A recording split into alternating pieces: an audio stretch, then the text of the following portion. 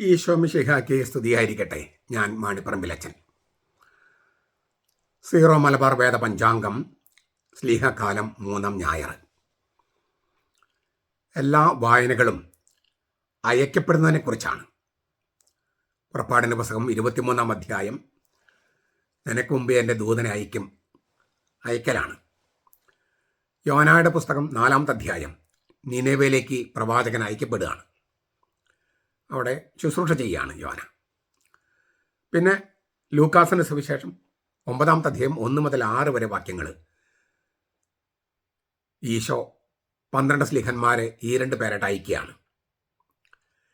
ഈ 12 പേരെ കൂടാതെ ഉത്ഥിതനായ കർത്താവ് നേരിട്ട് തിരഞ്ഞെടുത്ത ഒരാളാണ് വിശുദ്ധ പൗലോസ്ലീഹ. പൗലോസ്ലീഹ റോമാലേഖനത്തിൽ 15-ാമത്തെ അധ്യായം 14 മുതൽ 21 വചനങ്ങളിൽ പ്രേഷിതൻ, ആ പ്രേഷിതൻ്റെ ശുശ്രൂഷയെ വളരെ മനോഹരമായി ആവിഷ്കരിച്ചിട്ടുണ്ട്. ആ വായനയാണ് ഇന്നത്തെ ലേഖനത്തിൻ്റെ വായന. റോമാലേഖനം 15-ാമത്തെ അധ്യായം 14 മുതൽ 21 വരെ തിരുവചനങ്ങൾ. അതിൽ 16-ാമത്തെ വചനത്തെക്കുറിച്ചാണ് നമ്മൾ ധ്യാനിക്കുക. പക്ഷെ നമുക്ക് വചനം മൊത്തം കേൾക്കാം. സഹോദരന്മാരെ, നിങ്ങൾ നന്മയിൽ പൂർണ്ണരും സകല ജ്ഞാനവും നിറഞ്ഞവരും പരസ്പരം ഉപദേശിക്കാൻ പ്രാപ്തരും ആകുന്നുവെന്ന് എനിക്ക് നിങ്ങളെക്കുറിച്ച് നല്ല ഉറപ്പുണ്ട്. എങ്കിലും ദൈവം എനിക്ക് നൽകിയ കൃപനിമിത്തം നിങ്ങളെ ഓർമ്മപ്പെടുത്താൻ തക്കവണ്ണം ഞാൻ ചിലയിടത്ത് അതീവ ധൈര്യത്തോടെ നിങ്ങൾക്ക് എഴുതിയിരിക്കുന്നു. വിജാതീയർ എന്ന ബലിവസ്തു പരിശുദ്ധാത്മാവിനാൽ പൗത്രീകരിക്കപ്പെട്ട് പ്രസാദകരമായി തീരാൻ വേണ്ടി ഞാൻ ദൈവത്തിൻ്റെ സുവിശേഷത്തിന് പുരോഹിതനായി അനുഷ്ഠിച്ചുകൊണ്ട് വിജാതീയർക്ക് വേണ്ടി ക്രിസ്തു യേശുവിൻ്റെ ദിവ്യ ശുശ്രൂഷകൻ ആയിരിക്കേണ്ടതിനാണിത്. അതുകൊണ്ട് ക്രിസ്തു യേശുവിൽ ദൈവസംബന്ധമായി എനിക്ക് അഭിമാനമുണ്ട്.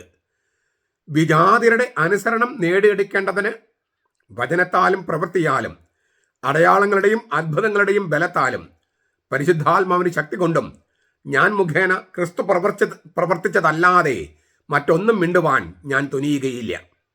തന്നിമിത്തം ഞാൻ യെറൂസലം മുതൽ ഇല്ലിറിക്കോൺ ദേശം വരെ ചുറ്റി സഞ്ചരിച്ച് ക്രിസ്തുവിൻ്റെ സുവിശേഷം പൂർത്തിയാക്കിയിരിക്കുന്നു. ക്രിസ്തുവിൻ്റെ നാമം അറിയാത്ത ഇടങ്ങളിൽ സുവിശേഷം അറിയിക്കാൻ ഞാൻ അത്യുത്സാഹം കാണിച്ചു. മറ്റൊരുവന്റെ അടിസ്ഥാനത്തിന്മേൽ പണിയാതിരിക്കേണ്ടതിനായിരുന്നു അത്. അവനെക്കുറിച്ച് അറിവ് കിട്ടിയിട്ടില്ലാത്തവർ അവനെ കാണും, കേട്ടിട്ടില്ലാത്തവർ ഗ്രഹിക്കും എന്ന് എഴുതപ്പെട്ടിട്ടുണ്ടല്ലോ. സൂചിപ്പിച്ചതുപോലെ 16-ാമത്തെ വാക്യമാണ്, അതിഗംഭീരമായ വചനമാണ്. അതേക്കുറിച്ച് നമുക്ക് ധ്യാനിക്കാം.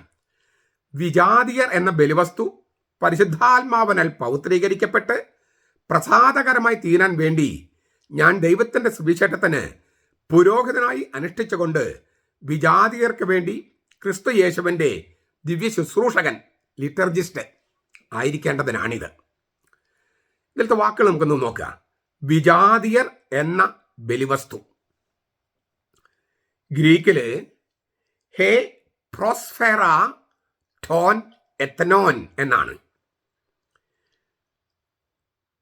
എത്തനോൻ എന്ന വാക്ക് എത്നിക് എന്ന് നമ്മൾ ഇംഗ്ലീഷിൽ ഉപയോഗിക്കും. വിജാതിയർ, വംശീയ ജനം, പുറജാതിക്കാര്, ജനതകൾ എന്നൊക്കെ നമ്മൾ തർജ്ജമ ചെയ്യുക. യഹൂദന്മാരല്ലാത്തവർ എന്നാണ് ബൈബിളിൽ അർത്ഥം. യഹൂദരെയാണ് സ്വജാതിയർ എന്ന് പറയണേ. അപ്പോൾ വിജാതിയർ എന്ന് നമ്മൾ തർജ്ജമ ചെയ്യണം. പ്രോസ്ഫെറ എന്നതിന് ബലി, ബലിവസ്തു, വഴിപാട്, കാക്ഷിയർപ്പണം, ദാനം, ബലിയർപ്പിക്കുന്ന പ്രവൃത്തി എന്നെല്ലാം അർത്ഥമുണ്ട്. ഹെബ്രായ ലേഖനം 10:10, എഫെസൂസ് ലേഖനം 5:2 ഇത് കാണാം.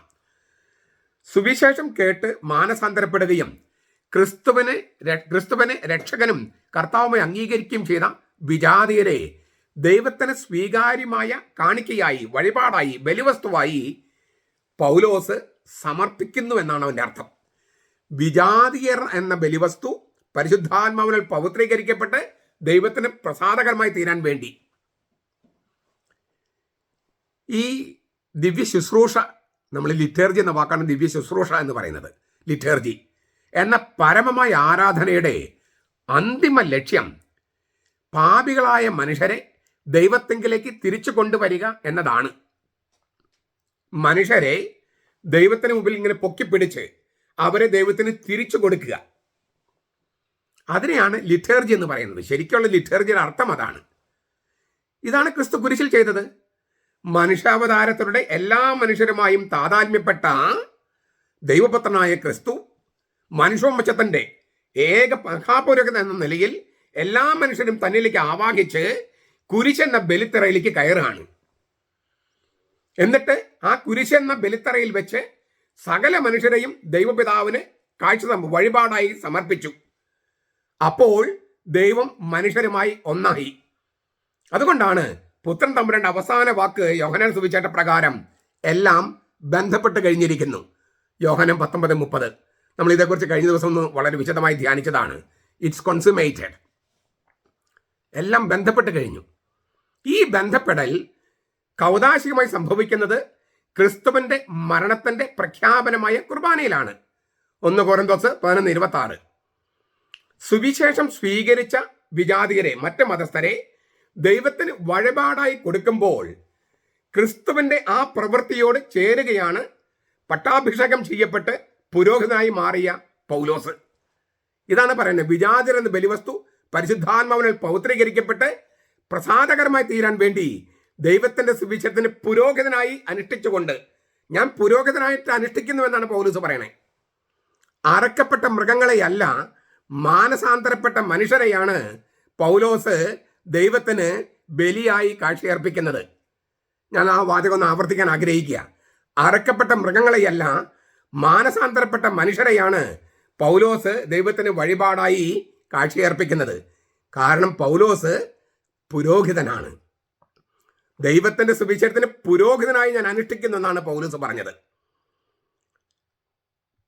പുതിയ നിയമത്തില് യേശു മാത്രമാണ് പുരോഹിതനെന്നും മറ്റ് പൗരോഹിത്യമില്ലെന്നും യേശു പൗരോഹിത്യം സ്ഥാപിച്ചിട്ടില്ലെന്നും പുരോഹിതന്മാരെ വാഴിച്ചിട്ടില്ലെന്നും ഒക്കെ കത്തോലിക്ക സഭയിൽ നിന്ന് വിട്ടുപോയിട്ടുള്ളവർ ആരോപിക്കുന്നുണ്ട്. അവർ ഈ തിരുവചനം ഒന്ന് പഠിക്കേണ്ടതുണ്ട്. നമുക്കതിലേക്ക് വീണ്ടും വരാം. ഈ പുരോഹിതന്റെ വാക്കിലേക്ക് നമുക്ക് കുറച്ച് കഴിഞ്ഞിട്ട് വരാം. പരിശുദ്ധാത്മാവിനാൽ പൗത്രീകരിക്കപ്പെട്ട്, ഗ്രീക്കില് ഹെഗിയാസ് മെനെ എൻ പ്നൗമാറ്റി ഹാഗിയോ എന്നാണ്. പ്നൗമ ഹാഗിയോൻ എന്ന് പറഞ്ഞാൽ പരിശുദ്ധ റൂഹ, പരിശുദ്ധാത്മാവ്. ഹീബ്രുവില് റൂഹ ഹക്കാദോഷ് എന്നാണ്. സുറിയാനില് റൂഹാദ് കൂദാശ. കൂദാശ എന്ന വാക്ക് എവിടെയാണുള്ളത്, കൂദാശ എന്ന വാക്ക് എവിടെയാണുള്ളത് എന്നെല്ലാം സഭയിൽ നിന്ന് വിട്ടുപോയിട്ടുള്ളത് ചോദിക്കും. അതിന് ഉത്തരമാണ് ഞാൻ ഈ പറയണേ. വിശുദ്ധീകരിക്കുക, പൗത്രീകരിക്കുക, കൂദാശ ചെയ്യുക എന്നെല്ലാം അർത്ഥമുള്ള ഹഗിയാച്ചോ എന്ന വാക്കിന്റെ ഭൂതകാല അംഗക്രിയയുടെ കർമ്മണി രൂപമാണ് പാർട്ടിസിപ്പിൾ പെർഫെക്റ്റ് പാസീവ് ഹെഗിയാസ് മനെ എന്ന് പറയുന്നത്. ഹെഗിയാസ് മെനെ. ഇതിന്റെ നാമരൂപമായ ഹഗിയോസ് 240 പ്രാവശ്യമാണ് പുതിയ നിയമത്തിൽ ഉപയോഗിച്ചിരിക്കുന്നത്. ഹഗിയാസ് എന്ന വാക്ക് തന്നെ 29 പ്രാവശ്യം പുതിയ നിയമത്തിൽ ഉപയോഗിച്ചിട്ടുണ്ട്. ദൈവത്തിന്റെ ഉപയോഗത്തിനായി മാറ്റിവെക്കുന്ന വസ്തുവിന്റെയോ ആളിന്റെയോ മേൽ ദൈവത്തിന്റെ പരിശുദ്ധാത്മാവ് ആവതിച്ച് അതിനെയോ ആ ആളെയോ വിശുദ്ധമാക്കുന്നു എന്നാണ് അതിന്റെ അർത്ഥം. പരിശുദ്ധാത്മാവിൽ പൗത്രീകരിക്കപ്പെട്ടു, പരിശുദ്ധാത്മാവിനാൽ പൗത്രീകരിക്കപ്പെട്ടു എന്നുകൊണ്ട് പരിശുദ്ധാത്മാവിൽ പൗത്രീകരിക്കപ്പെട്ടു എന്നും ചിലർ ഭാഷപ്പെടുത്താറുണ്ട്. പഴയ നിയമത്തില് വെള്ളം കൊണ്ട് കഴുകി ശുദ്ധമാക്കിയിട്ടാണ് ബലിമൃഗങ്ങളെ സമർപ്പിച്ചിരുന്നത്. പുതിയ നിയമത്തിൽ പരിശുദ്ധാത്മാവ് എന്ന ജീവജലം കൊണ്ട് പൗത്രീകരിക്കപ്പെടുകയാണ്. പരിശുദ്ധാത്മാവിൽ, ജീവജലത്തിൽ പൗത്രീകരിക്കപ്പെടുകയാണ്. പരിശുദ്ധാത്മാവ് ജീവജലത്തിൽ കുളിച്ച് ശുദ്ധമാക്കുകയാണ്. യേശുവിന്റെ പാർശ്വത്തിൽ നിന്നൊഴുകിയ ജീവജലത്തെയാണ് പരിശുദ്ധാത്മാവ് എന്ന് പറയണേ. ഏതെങ്കിലും നദിയിലെയോ കുളത്തിലെയോ വെള്ളമല്ല അത്. മാമോദീസയിലെ വിശ്വാസികൾ സ്വീകരിക്കുന്ന പാപമോചനത്തിലേക്കും രാജകീയ പൗരോഹിത്യത്തിലേക്കുമുള്ള സൂചനയാണ് പരിശുദ്ധാത്മാവിൽ പൗത്രീകരിക്കപ്പെട്ടെന്ന വചനം. 1 പത്രോസ് 2:5. മാനസാന്തരപ്പെട്ട വിജാതിയരെ മാമോദീസ മുക്കി ദൈവത്തിന് വഴിപാടായി സമർപ്പിക്കുകയാണ് പുരോഹിതനായ വിശുദ്ധ പൗലോസ്ലീഹ. ഇതാണ് പറഞ്ഞതിന്റെ അർത്ഥം. എന്നിട്ട് പൗലോസ് പറയാണ്, ഞാൻ ദൈവത്തിന്റെ സുവിശേഷത്തിന് പുരോഹിതനായി. ഗ്രീക്കില് ഹിയറുർഗയോ എന്നാണ്. ഹിയറുർഗയോ. പാവനമായ ആചാരങ്ങള് 1 കൊരിന്തോസ് 9:13, തിരുവഴുത്തുകള് 2 തിമോത്തി 3:15, പൗരോഹിത്യ ഉദ്യോഗം എന്നീ അർത്ഥങ്ങളില് ഹിയൈറോസ് എന്ന വാക്ക് പുതിയ നിയമത്തിൽ ഉപയോഗിച്ചിട്ടുണ്ട്. പാവനമായ ആചാരങ്ങള് 1 കൊരിന്തോസ് 9:13, തിരുവഴുത്തുകള് 2 തിമോത്തി 3:15, പൗരോഹിത്യ ഉദ്യോഗം എന്നീ അർത്ഥങ്ങളിൽ ഹിയൈറോസ് എന്ന വാക്ക് ഉപയോഗിച്ചിട്ടുണ്ട്. ഇതിൽ നിന്ന് ഉപയോഗിക്കുന്ന ഹിയറേവോസ് എന്ന വാക്കിന് പുരോഹിതൻ എന്നാണ് അർത്ഥം. സ്ലീഹന്മാർ നടപടി 14-13, മത്തായിയുടെ സുവിശേഷം 8-4, മർക്കോസ് 2-26, യോഹന്നാൻ 1-19. ഇവിടെയൊക്കെ ഹീറോവോസ് എന്ന വാക്കിന് പുരോഹിതൻ എന്നാണ് അർത്ഥം. യഹൂദ പുരോഹിതന്മാരുടെ പേരുകൾ ഒഴിവാക്കിയാൽ പുതിയ നിയമത്തിൽ 4 പുരോഹിതന്മാരെ പേരെടുത്ത് പറഞ്ഞിട്ടുണ്ട്. സക്കറിയ പുരോഹിതൻ, മെൽഖീസേദെക്ക്, അഹറോൻ, യേശുക്രിസ്തു. സക്കറിയ പുരോഹിതൻ സ്നാപയോഹന്നാന്റെ അപ്പൻ, ലൂക്കാസ് 1:5. മെൽഖീസേദെക്ക് ഹെബ്രായ ലേഖനം 7:1. അഹറോൻ ഹെബ്രായ ലേഖനം 7:11. യേശുക്രിസ്തു ഹെബ്രായ ലേഖനം 7:17. ഈ വാക്ക് 33 പ്രാവശ്യമാണ് പുതിയ നിയമത്തിൽ ഉപയോഗിച്ചിരിക്കുന്നത്. ഹീറോവോസ് എന്ന വാക്ക് പുരോഹിതൻ എന്നർത്ഥമുള്ള വാക്ക്. ഹീറോവോസ് എന്ന വാക്കിനോട് പ്രവൃത്തി എന്നർത്ഥമുള്ള എർഗോൻ ചേർത്താണ് ഹീറർഗയോ എന്ന് പറയുന്നത്. ഹീറോവോസ് പുരോഹിതൻ, എർഗോൻ പ്രവൃത്തി. അപ്പോൾ പുരോഹിത പ്രവൃത്തി ഹീറർഗയോ എന്ന പൗലോസ് ഉപയോഗിക്കുന്നു. പുരോഹിതന് ചേർന്ന പ്രവൃത്തി അനുഷ്ഠിക്കുന്നു എന്നാണ് അർത്ഥം. പുരോഹിതന് ചേർന്ന പ്രവൃത്തി. ഞാൻ ദൈവത്തിന്റെ സുവിശേഷത്തിന് പുരോഹിതനായി സേവനം അനുഷ്ഠിക്കുന്നു, പുരോഹിതന് ചേർന്ന പ്രവൃത്തി ചെയ്യുന്നു. നിങ്ങൾ ബുദ്ധിയുള്ള ആരാധനയായി നിങ്ങൾ ശരീരങ്ങളെ വിശുദ്ധിയും ദൈവത്തിന് പ്രസാദവുമുള്ള സജീവ ബലിയെ സമർപ്പിക്കുമെന്ന് ആഹ്വാനം ചെയ്തിട്ടുണ്ട് പൗലോസ് ലീഗ റോമാലേഖനം 12:1.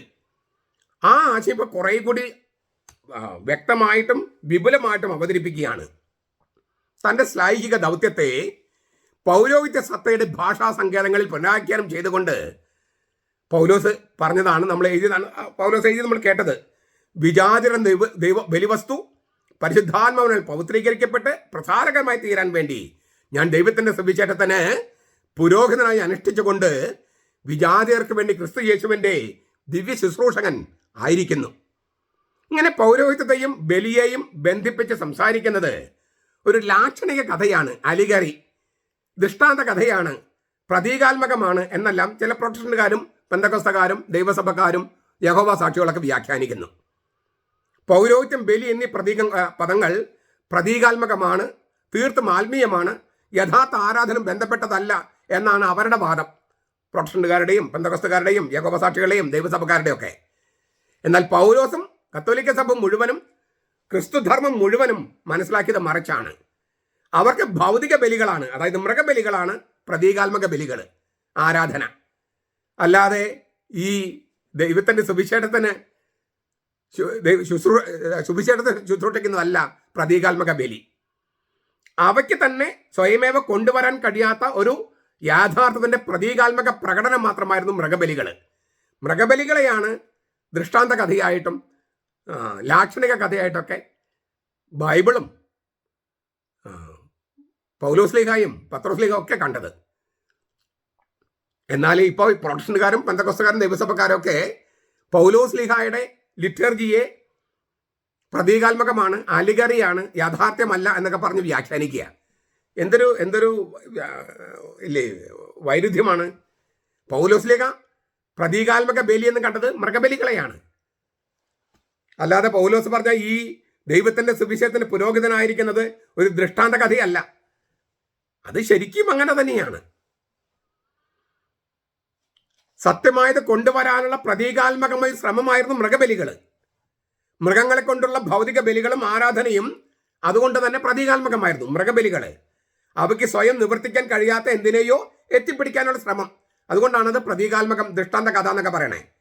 എന്നാൽ ദൈവത്തിൻ്റെ സൗഖ്യത്താലും രൂപാന്തരപ്പെടുന്ന വചനത്താലും രൂപവൽക്കരിക്കപ്പെട്ട മനുഷ്യൻ, ദൈവത്തിന് പ്രത്യുത്തരമായി മാറുന്ന സജീവനായ മനുഷ്യൻ, അവനാണ് യഥാർത്ഥ ആരാധന. ജീവനുള്ള മനുഷ്യരാണ് യഥാർത്ഥ ആരാധന, മൃഗബലികളല്ല. മനുഷ്യരെ ദൈവത്തിനുള്ള സജീവ കാഴ്ചയായി, സജീവ വഴിപാടായി രൂപാന്തരപ്പെടുത്തുന്ന വചനത്തിൻ്റെയും സൗഖ്യം നൽകുന്ന കൂദാശയുടെയും ശുശ്രൂഷകനാണ് പൗലോസ് എന്ന പുരോഹിതൻ. അതാണ് പുള്ളി പറയണേ, പൗലോസ് ലീഗ പറയണേ. സ്രഷ്ടാവും വിമോചകനുമായ ദൈവത്തിനുള്ള സ്തോത്രവും കൃതജ്ഞതയുമാക്കി പ്രപഞ്ചത്തെ രൂപാന്തരപ്പെടുന്ന വചനത്തിൻ്റെയും കൂദാശയുടെയും ശുശ്രൂഷകനാണ് പൗലോസ് ലീഗ എന്ന പുരോഹിതൻ. തന്നെ കുരിശിൽ തിരുമുൽ കാഴ്ചയായി സമർപ്പിച്ച ക്രിസ്തുവാണ് സാക്ഷാൽ മഹാപുരോഹിതൻ. ആ യഥാർത്ഥ പൗരോഹിത്യത്തിന്റെ പ്രതീക സൂചകമായിരുന്നു അഹറോന്റെ പൗരോഹിത്യം പഴയ നിയമത്തിൽ. അതിനാൽ ക്രിസ്തുവിന്റെ സ്വയം ദാനം, അവന്റെ അനുസരണം തന്നെ നമ്മയെല്ലാം പൊക്കിയെടുത്ത് പരമകാരുണികനായ ദൈവത്തിന് തിരിച്ചേൽപ്പിക്കുന്നു. ഇതാണ് കുരിശിൽ നടന്നത്. സ്വയം സമർപ്പണത്തിലൂടെയുള്ള ആ തിരിച്ചേൽപ്പിക്കലാണ് യഥാർത്ഥ ആരാധന. കുരിശിൽ നടന്നത് സത്യമായ ബലി. ഈ അപ്പസ്തോലിക ശുശ്രൂഷയുടെ പ്രേക്ഷിത ദൗത്യത്തിന്റെ ഹൃദയം എന്ന് പറയുന്നത് മനുഷ്യരെ വിശ്വാസത്തിലേക്ക് നയിക്കാൻ രൂപകൽപ്പന ചെയ്തിട്ടുള്ള സദ്വാർത്തയുടെ പ്രഘോഷണത്തിന്റെ ഹൃദയം തന്നെ എന്ന് പറയുന്നത് ഈ കുരിശിന്റെ രഹസ്യത്തിലേക്കുള്ള എടുത്തുവെക്കപ്പെടലാണ്. കുരിശിന്റെ രഹസ്യത്തിലേക്ക് നമ്മെ തന്നെ എടുത്തു വെക്കുന്നതാണ് മനുഷ്യരെ വിശ്വാസത്തിലേക്ക് നയിക്കാൻ രൂപകൽപ്പന ചെയ്തിട്ടുള്ള ക്രിസ്തീയ ആരാധനയുടെ കേന്ദ്രബിന്ദു. സദ്വാർത്തയുടെ സുവിശേഷത്തിന്റെ പ്രഘോഷണത്തിന്റെ കേന്ദ്രബിന്ദു ഈ പൗരോഹിത്യ ശുശ്രൂഷയാണ്. ഇതിന്റെ അടിസ്ഥാനത്തിലാണ് വിശുദ്ധ കുർബാനയുടെ ആഘോഷം ക്രിസ്തീയ ആരാധനയുടെ കേന്ദ്രബിന്ദുവായിരിക്കുന്നത്. വചന പ്രഘോഷണമാണ് വിശുദ്ധ കുർബാന. യേശു ക്രിസ്തുവിന്റെ പൗരോഹിത്യ ശുശ്രൂഷയുടെ രഹസ്യത്തിലേക്കുള്ള നൈരന്തര്യമായ പ്രവേശനമാണ് വിശുദ്ധ കുർബാന. അതേസമയം ആരാധന പൂർണ്ണ വ്യാപ്തി നാം എപ്പോഴും മനസ്സിൽ സൂക്ഷിക്കണം. എല്ലാ വ്യക്തികളെയും ഈ ലോകത്തെ തന്നെയും ക്രിസ്തുവിന്റെ സ്നേഹത്തിലേക്ക് കൊണ്ടുവന്ന് അവനോടത്ത് എല്ലാവരും ദൈവത്തിന് സ്വീകാര്യവും പരിശുദ്ധാത്മാവിന് പൗത്രീകൃതവുമായ ഒരു തിരുമുൽ കാഴ്ചയായി വഴിപാടായി പരിണമിക്കുക എന്നുള്ളതാണ് ഈ ആരാധനയുടെ പൂർണ്ണമായ വ്യാപ്തി എന്ന് പറയണേ. നിങ്ങൾക്ക് ബെനഡിക്ട് മാർപ്പാപ്പയുടെ നസറത്തുൽ യേശു എന്ന പുസ്തകം അതിൽ 367 മുതൽ 70 വരെയുള്ള തിരുവചനങ്ങൾ വായിക്കാം. ഞാൻ അതിൻ്റെ വെളിച്ചത്തിലാണ് ഇത് വ്യാഖ്യാനിക്കുന്നത്. ആളൂർ എൻ്റെ ബിബ്ലി അക്കാദമിയിൽ അത് പ്രസിദ്ധപ്പെടുത്തിയിട്ടുണ്ട്. ബെനഡിക്ട് മാർപ്പാപ്പയുടെ നസറത്തുൽ യേശു എന്ന് പറഞ്ഞിട്ട് 3 വോള്യങ്ങൾ. ഒരു വാക്കുകൂടി ഞാൻ പറയട്ടെ. ഈ പുരോഹിതനായി അനുഷ്ഠിച്ചുകൊണ്ട് വിജാതിയർക്ക് വേണ്ടി ക്രിസ്തു യേശുവിൻ്റെ ദിവ്യ ശുശ്രൂഷകനായിരിക്കേണ്ടതിനാണിത് എന്ന് പൗലോസ് പറയുന്നുണ്ട്. ദിവ്യ ശുശ്രൂഷകൻ, ക്രിസ്തു യേശുവിൻ്റെ ദിവ്യ ശുശ്രൂഷകൻ. ഗ്രീക്കില് ലെയ്തുർഗോസ് ക്രിസ്തു യേശു എന്നാണ്. ലെയ്തുർഗോസ് ദാസൻ എന്നർത്ഥമുള്ള ദിയാക്കോണോസ് എന്ന വാക്കോ കാര്യസ്ഥൻ എന്നർത്ഥമുള്ള ഒയ്ക്കോനോമോസ് എന്ന വാക്കോ ഉപയോഗിക്കാതെ ലെയ്തുർഗോസ് എന്ന വാക്ക് പൗലോസ് ഉപയോഗിക്കുന്നു. ഞാൻ ദാസനാണ്, ഡീക്കൻ, ദിയാക്കോനോസ്. 2 കൊരിന്തോസ് 3:6 അങ്ങനെ പറഞ്ഞിട്ടുണ്ട്. ഞാൻ കാര്യസ്ഥനാണെന്ന് പറഞ്ഞിട്ടുണ്ട്, ദിവ്യരഹസ്യങ്ങളുടെ കാര്യസ്ഥനാണെന്ന് പറഞ്ഞിട്ടുണ്ട് പൗലോസ് 1 കൊരിന്തോസ് 4:1. എന്നാൽ ഇവിടെ ഉപയോഗിക്കുന്നത് ലെയ്തുർഗോസ്, ലെയ്തുർഗിയ, അതിനാണ് ലിറ്റർജി വരണേ. ലെയ്തുർഗോസ് ലിറ്റർജിസ്റ്റ്, ദിവ്യ ശുശ്രൂഷകൻ. ലിറ്റർജി എന്ന വാക്ക്, ദിവ്യ ശുശ്രൂഷ എന്ന വാക്ക്, അതാണ് ലെയ്തുർഗോസ്. ലെയ്തുർഗിയ എന്നാണ്. ലെയ്തുർഗോസ് എന്ന് പറഞ്ഞാൽ ലിറ്റർജി അർപ്പിക്കുന്നവൻ. ദൈവത്തിന് ചേർന്ന ആരാധന ബലിയാണ്, ബലി മാത്രമാണ്. ഈ പെന്തക്കോസ്തക്കാരും യഹോവ സാക്ഷികളും മറ്റൊക്കെ വിചാരിക്കുന്നത് ഇങ്ങനെ കുമ്പിടുന്നതാണ് ആരാധന എന്നാ, അല്ലെങ്കിൽ തൊട്ടുമുത്തുന്നതാണ് ആരാധന എന്നാ. അല്ല. അതുകൊണ്ട് ഏതെങ്കിലും വിശുദ്ധരുടെ ചിത്രമോ രൂപമോ ഒക്കെ കാണുമ്പോൾ തൊട്ടുമുത്തി കഴിഞ്ഞാൽ അവർക്ക് അത് ആരാധനയാണ്, അല്ലെങ്കിൽ കുമ്പിടുന്നതൊക്കെ ആരാധനയായിട്ടാണ് അവർ കാണണേ. നമസ്കരിക്കലല്ല ആരാധന. നമസ്കരിക്കലാണ്. ആരാധന എന്ന് പറയുന്നത് ബലി മാത്രമാണ്. നമ്മൾ പരിശുദ്ധ കന്യാമൃതത്തിന് ബലിയർപ്പിക്കാറുണ്ടോ? നമ്മൾ വിശുദ്ധർക്കാർക്കെങ്കിലും ബലിയർപ്പിക്കാറുണ്ടോ? ദൈവപിതാവിന് മാത്രമല്ലേ ബലിയർപ്പിക്കുന്നത്. അതാണ് ഹാബേല് തൊട്ട്, ആദാമിന്റെ മകൻ ഹാബേല് തൊട്ട് ബലിയാണ്. ദൈവത്തിന് ചേർന്ന ആരാധന ബലിയാണ്, ബലി മാത്രമാണ്. ആ ബലിയുടെ ആഘോഷമാണ് ക്രിസ്തു ഒരിക്കൽ എന്നേക്കും അർപ്പിച്ച ബലിയുടെ ആഘോഷമാണ്. അതാണ് പരമമായ ആരാധന. അതിന്റെ ആഘോഷമാണ് വിശുദ്ധ കുർബാന. ക്രിസ്തു ഒരിക്കൽ എന്നേക്കുമായി അർപ്പിച്ച ബലിയുടെ ആഘോഷമാണ് ദിവ്യ ശുശ്രൂഷ അഥവാ ലിറ്റർജി.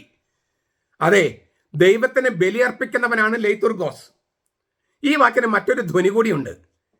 ബലിയർപ്പിക്കണമെങ്കിൽ പട്ടാഭിഷേകം അഥവാ വാഴിക്കപ്പെടൽ വേണം. പൗലോസിന് പട്ടാഭിഷേകമുണ്ട്. മഹാപുരോഹിതനായ ക്രിസ്തുവിന്റെ പുരോഹിതനായി ക്രിസ്തുവിനാൽ വാഴിക്കപ്പെട്ട വ്യക്തിയാണ് പൗലോസ്. ദേവാലയത്തിലെ പുരോഹിതന്റെ ദിവ്യ ശുശ്രൂഷയോടാണ്, ദിവ്യ ശുശ്രൂഷ ലിറ്റർജി, പൗലോസ് വിജാതിയർക്കുള്ള തന്റെ ശ്ലൈഹിക ദൗത്യത്തെ തുലനം ചെയ്യണേ. സുവിശേഷം, വിജാതിയുടെ സുവിശേഷം പ്രഘോഷിക്കുന്നത് ഒരു പൗരോഹിത്യ ശുശ്രൂഷയാണ്. ക്രിസ്തീയ ജീവിതത്തെ ദൈവത്തിന് കൊടുക്കുന്ന ബുദ്ധിയുള്ള ആരാധനയായിട്ടാണ് പൗലോസ് അവതരിപ്പിക്കണേ. റോമാലേഖനം 12:1. ക്രിസ്തീയ ജീവിതത്തെ തന്നെ ദൈവത്തിന് കൊടുക്കുന്ന ബുദ്ധിയുള്ള ആരാധന എന്ന് പറയണേ. അതിനാൽ ദേവാലയത്തിൽ ആരാധന അർപ്പിക്കുന്ന ദിവ്യ ശുശ്രൂഷകന്റെ വിശുദ്ധ ജോലിക്ക് തുല്യമാണ് ക്രിസ്തുവിന്റെ സുവിശേഷം പ്രഘോഷിക്കുന്നത്. ഇപ്പം ഞാനിപ്പോൾ ഈ വീഡിയോയിലൂടെ ക്രിസ്തുവിൻ്റെ സുവിശേഷം പ്രഘോഷിക്കുക. ഞാനൊരു പുരോഹിതനാണ്. സുവിശേഷം പ്രഘോഷിക്കുന്നതും പുരോഹിതനായിരിക്കുമ്പോൾ ഉള്ള സുവിശേഷ പ്രഘോഷണം മാത്രമല്ല, സുവിശേഷം പ്രഘോഷിക്കുന്ന ആരും പൗരോഹിത്യ ശുശ്രൂഷയാണ് ചെയ്യണേ. മാമോദീസയിൽ നിങ്ങൾക്ക് രാജകീയ പൗരോഹിത്യം കിട്ടിയിരിക്കുന്നു. രാജകീയ പൗരോഹിത്യം. എനിക്കുള്ള ശുശ്രൂഷ പൗരോഹിത്യമാണ്. അപ്പോൾ ദേവാലയത്തിൽ ദിവ്യബലി അർപ്പിക്കുന്ന ആ ലിറ്റർജിസ്റ്റായ പുരോഹിതന്റെ വിശുദ്ധ ജോലിക്ക് തുല്യമാണ് ക്രിസ്തുവിന്റെ സുവിശേഷം പ്രഘോഷിക്കുന്ന എല്ലാവരുടെയും പ്രവൃത്തി. ക്രിസ്തുവിന്റെ സുവിശേഷമാണ് പ്രഘോഷിക്കുന്നതെങ്കിൽ അത് പൗരോഹിത്യ ശുശ്രൂഷയാണ്. ദൈവവചനം പ്രഘോഷിക്കുന്നതിനെ ലിറ്റർജിക്കൽ പ്രവൃത്തിയായിട്ടാണ്, ദിവ്യാരാധന പ്രവൃത്തിയായിട്ടാണ് പൗലോസ് കാണുന്നത്. ദൈവവചനം പ്രഘോഷിക്കുന്നത് ലിറ്റർജിക്കൽ പ്രവൃത്തിയാണ്, ദിവ്യാരാധനയുടെ പ്രവൃത്തിയാണ്. റോമാലേഖനം 11:13, 2 കൊരിന്ത്യർ 3:1, ഫിലിപ്പി ലേഖനം 2:17 ഇത് പൗലോസ് ആവർത്തിച്ചിട്ടുണ്ട്. ദൈവകൃപയുടെ ശുശ്രൂഷകരായിരുന്നു പഴയ നിയമത്തിലെ പ്രവാചകന്മാർ. സ്ലീഹന്മാരെയും പുതിയ നിയമത്തിലെ പ്രവാചകന്മാരെയും ദിവ്യ ശുശ്രൂഷകർ എന്ന് വിളിക്കുന്നത് കൂടുതൽ യുക്തമാണല്ലോ. ഇതാരുടെ വാക്കുകളെന്നറിയോ? റോമായിലെ ക്ലെമന്റിന്റെ വാക്കുകളാണ്. ദൈവകൃപയുടെ ശുശ്രൂഷകരായിരുന്നു പഴയ നിയമത്തിലെ പ്രവാചകന്മാർ. സ്ലീഹന്മാരെയും പുതിയ നിയമത്തിലെ പ്രവാചകന്മാരെയും ദിവ്യ ശുശ്രൂഷകർ, ലെയ്തുർഗോയ് എന്ന് വിളിക്കുന്നത് കൂടുതൽ യുക്തമാണല്ലോ. ക്ലെമന്റിലെ റോമായിലെ ക്ലെമന്റിന്റെ വാക്കുകൾ. ചുരുക്കത്തിൽ പൗലോസ് ലീഹ വിജാതിയരോട് സുവിശേഷം പ്രഘോഷിക്കുന്നതും അവരെ മാനസാന്തരപ്പെടുത്തുന്നതും അവരെ സത്യവിശ്വൽ കൊണ്ടുവരുന്നതും അവരെ ദൈവത്തിന് കൊടുക്കുന്ന ഒരു തിരുമുൽ കാഴ്ചയായിട്ട്, തിരുമുൽ കാഴ്ച കൊടുക്കുന്ന, വഴിപാട് കൊടുക്കുന്ന പൗരോഹിത്യ പ്രവൃത്തിയായിട്ടാണ് കാണുന്നത്. അതുകൊണ്ട് തന്നെ പൗലോസ് സുവിശേഷം പ്രഘോഷിക്കുന്നതിനെ പൗരോഹിത്യ പ്രവൃത്തിയായിട്ട് കാണുന്നു. ഞാൻ ആവർത്തിക്കുക, പുരോഹിതന്റെ വചന പ്രഘോഷണം അതാണ് ലിറ്റർജി. നമ്മുടെ സഭയിൽ നടത്തുന്ന ലിറ്റർജി എന്ന് പറയുന്നത് വചന പ്രഘോഷണമാണ്. വചന പ്രഘോഷണമില്ലാതെ ലിറ്റർജി ഇല്ല. ഇപ്പം നമ്മൾ പലപ്പോഴും കുർബാനയൊക്കെ അർപ്പിക്കുമ്പോൾ ഈ വചന ശുശ്രൂഷ എന്ന് പറയുന്ന ഭാഗം, അത് അവിടെ വചനം പ്രഘോഷിക്കലില്ല, വായിക്കലേ ഉള്ളൂ. വായിച്ചാൽ മാത്രം പോരാ, അറിയിച്ചാൽ മാത്രം പോരാ, പ്രഘോഷിക്കണം. ഒരു മിനിറ്റ് 2 മിനിറ്റെങ്കിലും. അതായത് അന്ന് അർപ്പിക്കുന്ന ആ വായിക്കപ്പെടുന്ന വചനവും അർപ്പിക്കപ്പെടുന്ന ബലിവസ്തുമായിട്ട് ഒരു ബന്ധം സൃഷ്ടിക്കണം വ്യാഖ്യാനത്തിലൂടെ. എമ്മാവുസിലേക്ക് പോകുന്ന ശിഷ്യന്മാരോട് കർത്താവ് വചനം വ്യാഖ്യാനിച്ചതിന് ശേഷമാണ് അപ്പം മുറിച്ചത്. അപ്പോഴാണ് ഒരു കണ്ണുകൾ തുറന്നത്. ഹൃദയം ജ്വലിച്ചു. വചനം വ്യാഖ്യാനിച്ചപ്പോൾ ഹൃദയം ജ്വലിച്ചു, അപ്പം മുറിച്ചപ്പോൾ കണ്ണുകൾ തുറന്നു. അങ്ങനെയാണ് വചനം വ്യാഖ്യാനിക്കണം. വ്യാഖ്യാനിക്കാതെ മനസ്സിലാക്കില്ല. ഇപ്പം ഞാൻ ഈ വാക്കുകളൊക്കെ നിങ്ങൾക്ക് കട്ടിയായിട്ട് തോന്നും, ഇത് എന്തൊരു കട്ടിയായാണ് അച്ഛൻ പറയണേ. പക്ഷേ ഈ വാക്കുകൾ ഉപയോഗിച്ചില്ലായിരുന്നെങ്കിൽ ഇതിന് ആഴം മനസ്സിലാകുമോ? ദിവ്യ ശുശ്രൂഷകൻ എന്ന് ഉപയോഗിക്കുന്ന വാക്ക് ലെയ്തുർഗോസ് എന്ന വാക്കാണ്. ലിറ്റർജി എന്ന വാക്കിനാണ് അത് വരുന്നത്. ലിറ്റർജി എന്ന വാക്ക് കേൾക്കുമ്പോഴേക്കും കലി തുള്ളും പെന്തക്കോസ്തക്കാരും യഹോവ സാക്ഷികളും ദൈവസഭക്കാരും. അപ്പോൾ അതിന് കാരണം വെച്ചാൽ അവർക്ക് ഈ മലയാളം തർജ്ജമയെ അവർക്ക് അറിയുള്ളൂ. പൗലോസ് ലീഗ മലയാളത്തിൽ ബൈബിൾ എഴുതിയെന്ന് അവർ വിചാരിക്കണേ. ഗ്രീക്കിലല്ലേ എഴുതിയത് പൗലോസ് ലീഗ. അപ്പോൾ ആ വാക്ക് ലെയ്തുർഗോസ് ഉള്ള ഗ്രീക്ക് വാക്ക് അറിയണ്ടേ? ആ ലെയ്തുർഗോസ് എന്ന വാക്ക് ലെയ്തുർഗിയ അല്ലേ എന്ന് വെച്ചാൽ ലിറ്റർജി, അതിൽ നിന്ന് വരുന്നതാണ്. അതൊക്കെ തിരിച്ചറിയണ്ടേ? അതുപോലെ പുരോഹിതൻ എന്ന വാക്ക് ഹീറേവോസ് എന്നാണ് വാക്ക്. അതിനോട് ചേർത്ത് പുരോഹിതന് ചേർന്ന പ്രവൃത്തി അല്ലേ, എർഗോൺ എന്ന പ്രവൃത്തിക്കുള്ള വാക്കാണ് എർഗോൺ. ഇതെല്ലാം പൗലോസ് ലീഗ എഴുതിയത് ഗ്രീക്കിലാണ്. അപ്പം ആ വാക്കുകൾ ഞാൻ ഗ്രീക്ക് ഭാഷയിലെ വാക്കുകൾ പറഞ്ഞത് ആദ്യം കട്ടിയായിട്ട് തോന്നുമെങ്കിലും അതൊക്കെ മനസ്സിലായാലാണ് ഈ റോമാലേഖനത്തിൽ എന്താണ് പൗലോസ് എഴുതി വെച്ചിരിക്കുന്നത് മനസ്സിലാകുള്ളൂ. മലയാളത്തിൽ മാത്രം പഠിച്ചാൽ കാര്യങ്ങൾ മനസ്സിലാകില്ല. കാരണം പൗലോസ് ലീഗ മലയാളത്തിലല്ല എഴുതിയത്.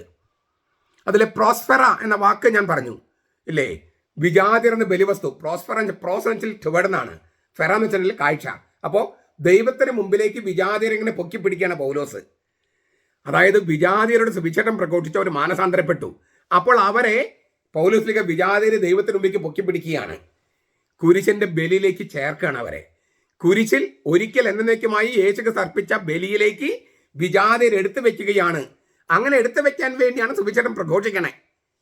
അങ്ങനെ കുരിശിലേക്ക് എടുത്തു വെക്കപ്പെടുമ്പോൾ ദൈവം ഇല്ലേ, പുത്രൻ തമ്പുരാൻ പറയാണ്, ദൈവവും സ്വർഗവും ഭൂമി തമ്മിൽ ബന്ധപ്പെട്ട് കഴിഞ്ഞു, മനുഷ്യരും ദൈവം തമ്മിൽ ബന്ധപ്പെട്ട് കഴിഞ്ഞു. ഇതാണ് കുരിശിൽ കർത്താവ് പ്രഖ്യാപിക്കുന്നത്. ആ ബന്ധപ്പെടൽ ശരിക്കും ഇപ്പൊ നടക്കുന്ന എവിടെയാ? കുർബാന സ്വീകരിക്കുമ്പോൾ കർത്താവ് നമ്മൾ തമ്മിൽ ബന്ധപ്പെടുകയാണ്, ഒന്നാകാണ്. ഇനി മുതൽ നമ്മൾ 2 ശരീരമല്ല, ഒറ്റ ശരീരമാണ്. ഇത് കുർബാനയിലല്ലേ സംഭവിക്കൂ. എല്ലാം ബന്ധപ്പെട്ട് കഴിഞ്ഞു എന്ന തിരുവചനം കത്തോലിക്കർക്കല്ലാതെ അല്ലെങ്കിൽ കത്തോലിക്ക പാരമ്പര്യത്തിലുള്ള ശ്ലൈഹിക സഭകൾക്കല്ലാതെ പെന്തക്കോസ്തക്കാർക്കോ യഹോവ സാക്ഷികൾക്കോ പ്രൊഫഷണൽക്കാർക്കോ പറയാൻ പറ്റുമോ? അവർക്ക് വേണ്ടി ബന്ധപ്പെടലുള്ള ദൈവമായിട്ടുള്ള ബന്ധപ്പെടൽ അവർക്കുണ്ടോ? ഇല്ല. അവർ മണവാട്ടിയാണ്, മണവാളം എന്നൊക്കെ പറയും. പക്ഷെ മണവാട്ടി ഇക്കരെ അക്കരെ നിൽക്കുകയാണ്. ഈ കുർബാന എന്ന കൂതാശയില്ലെങ്കിൽ, മറ്റു കൂതാശകളില്ലെങ്കിൽ ഈ മണവാട്ടി തമ്മിൽ എപ്പോഴാണ് ബന്ധപ്പെടുക? അത് നടക്കണമെങ്കിൽ കത്തോലിക്ക സഭയിലേക്ക് വരണം. അതിനാൽ പെന്തക്കോസ്തക്കാരോടൊന്നും എനിക്കൊരു വിരോധമില്ല, ദൈവസഭക്കാരോടും യഹോവ സാക്ഷികളോടും ഒന്നുമില്ല. പക്ഷേ നിങ്ങൾക്ക് തിരുവചനത്തിൽ പറഞ്ഞിരിക്കുന്ന ദിവ്യരഹസ്യങ്ങളിലേക്ക് നിങ്ങൾക്ക് കടക്കണമെങ്കിൽ നിങ്ങൾ കത്തോലിക്ക സഭയിലേക്ക് വരണം. അതിലെന്ത് തിന്മയുണ്ടെങ്കിലും അതൊക്കെ അവിടെ മാറ്റി നിർത്തുക. അത് മാനുഷികമായ വശമാണ്. ഈ ദൈവികമായ വശമുണ്ട് കത്തോലിക്ക സഭയ്ക്ക്. അതിനാൽ ഈ പറഞ്ഞ തിരുവചനങ്ങളൊക്കെ നിങ്ങളിൽ നിറവേറണമെങ്കിൽ നിങ്ങൾ കത്തോലിക്ക സഭയിലേക്ക് വരണം.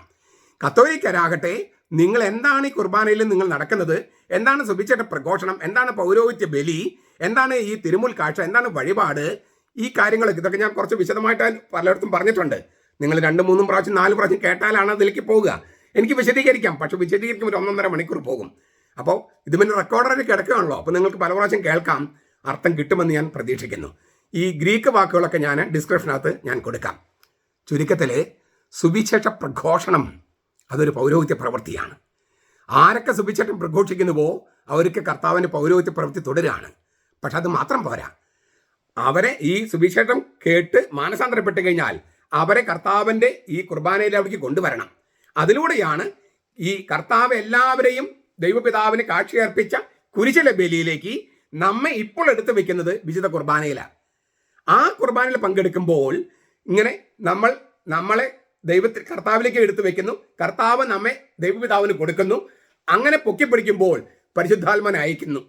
അങ്ങനെ ഈ അപ്പവും വീഞ്ഞും കർത്താവിൻ്റെ തിരുശരീരരക്തങ്ങളായി മാറുകയും ആ അപ്പവും വീഞ്ഞും നമ്മൾ സ്വീകരിക്കുകയും ചെയ്യുമ്പോൾ, കർത്താവിൻ്റെ തിരുശരീരരക്തങ്ങൾ സ്വീകരിക്കുകയും ചെയ്യുമ്പോൾ നമ്മളും ദൈവം തമ്മിൽ ബന്ധപ്പെട്ട് കഴിഞ്ഞു. ഇതാണ് പൗരോഹിത്യ പ്രവൃത്തി. ഈ പ്രവൃത്തിയാണ് പൗലോസ് ചെയ്തത്, ഇപ്പോൾ കത്തോലിക്ക സഭ ചെയ്യുന്നത്.